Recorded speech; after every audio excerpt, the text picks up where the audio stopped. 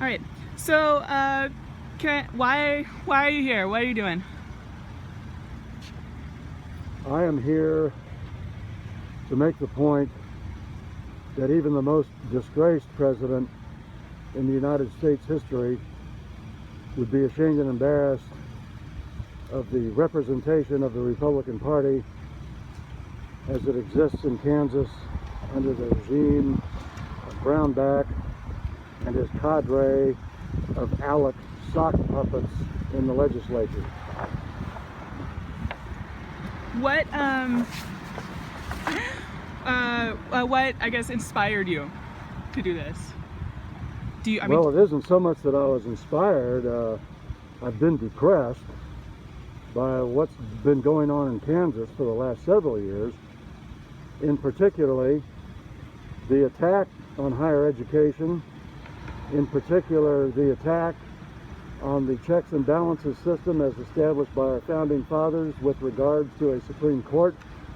In other words, these ALEC sock puppets in the legislature, instead of doing their jobs, are now trying to emasculate the Supreme Court, or are threatening to anyway.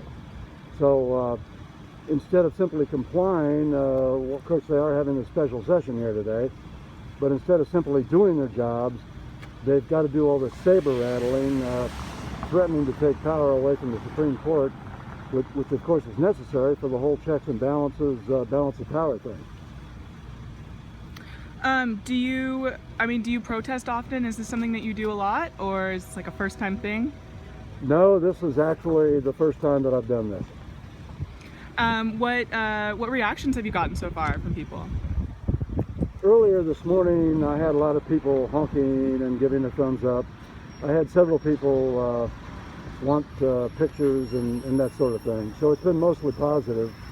I'm sure some people probably had a very negative reaction, but they seem to have kept it to themselves. What do you hope to achieve? All I'm hoping to achieve is, I guess I'm trying to achieve a couple of things. First of all, create a little bit of political theater in a way that's a little different. Maybe give people something to smile at, something to laugh about in some way. The implicit satire of the whole thing, you know. But on top of, beyond that, more seriously, it's just to make the point that this guy who calls himself governor now has gone completely off the rails in such a fashion as to defy all common sense and reasonability. That's pretty much it, I guess.